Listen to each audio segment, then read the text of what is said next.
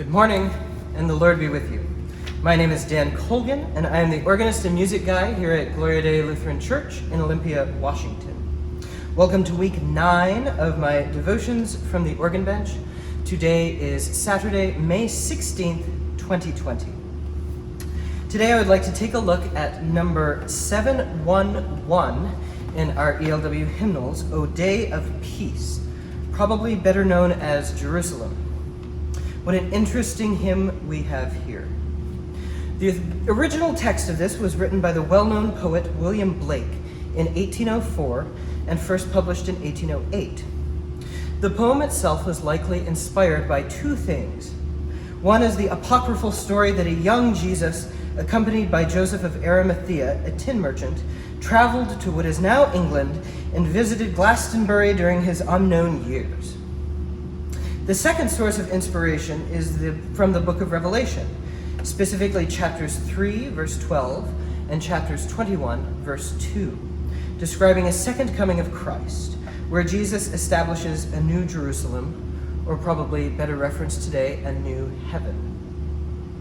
In 1916, Perry wrote a tune for this poem and named it Jerusalem. Here is the original text of this. Now, prepare yourself. It's decidedly British and a bit British patriotic, perhaps. It starts by asking a series of questions.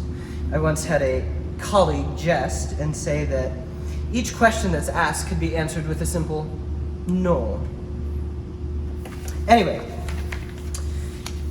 and did those feet in ancient time walk upon England's mountain green?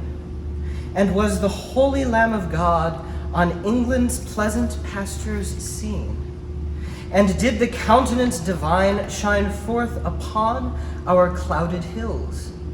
And was Jerusalem builded there among these dark satanic mills? Bring me my bow of burning gold, bring me my arrows of desire. Bring me my spear, O clouds unfold, bring me my chariot of fire. I will not cease from mental flight, nor shall my sword sleep in my hand, till we have built Jerusalem in England's green and pleasant land. So, the tune of this, by Charles Hubert Hastings Perry, has become very widely known, both in secular and sacred contexts. It was predominantly featured in the 1981 movie Chariots of Fire. Even here at Gloria Dei, I remember a number of years ago playing this piece as a postlude, and about half the choir and a dozen or so congregation members instantly broke into song and started belting out the melody. I think our poor pastors were maybe a bit confused and thought I had planned something malicious, which was not the case. But because of its familiarity, even amongst Lutherans in America, evidently, the planners of our hymnal thought that it should be included. So they found this version, paraphrased by Karl Daw, D-A-W. He is a very distinguished hymn writer and the former executive director of the Hymn Society in America. Now, he took great care in crafting this hymnal version, even with the same rhyming scheme as the Blake. So the Blake reads, and did those feet in ancient time, Daw writes, O day of peace that dimly shines. The next line, and walk upon England's mountain green, became through all our hopes and prayers and dreams. So I won't go line by line here, but you get the idea. Daw hoped to create something where this tune, Jerusalem, could be used in worship with almost the same mouthfeel as if one were singing the Blake text. You can do a line-by-line comparison on your own, but here's the Daw text.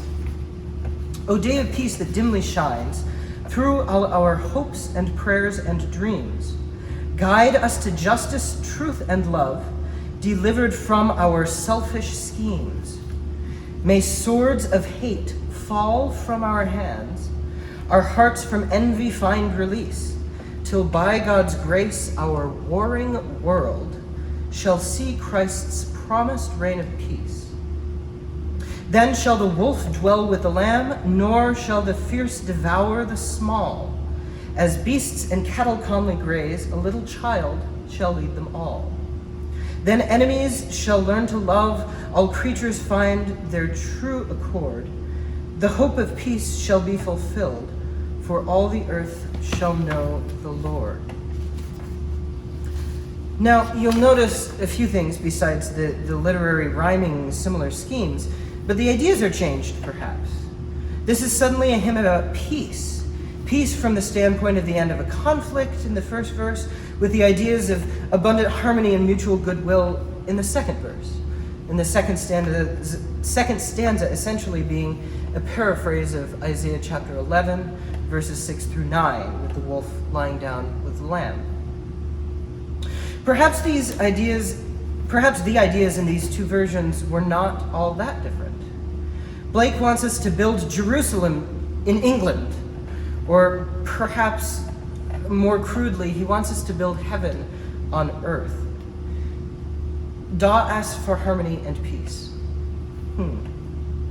The construction of both of these texts reminds us that peace is indeed something worth striving for here, now, on earth, in many, many senses of the word. It's hard to bring our minds to go there sometimes during this time. I find myself personally a lot in survival mode and just at times accomplishing the bare minimum. However, that's not a very good recipe for spiritual growth, and it's not one for spreading peace either. I thank God today that we have these wonderful hymn texts to reflect us on and remind us to go there, as it were. I hope that they serve as an inspiration to you as they do to me.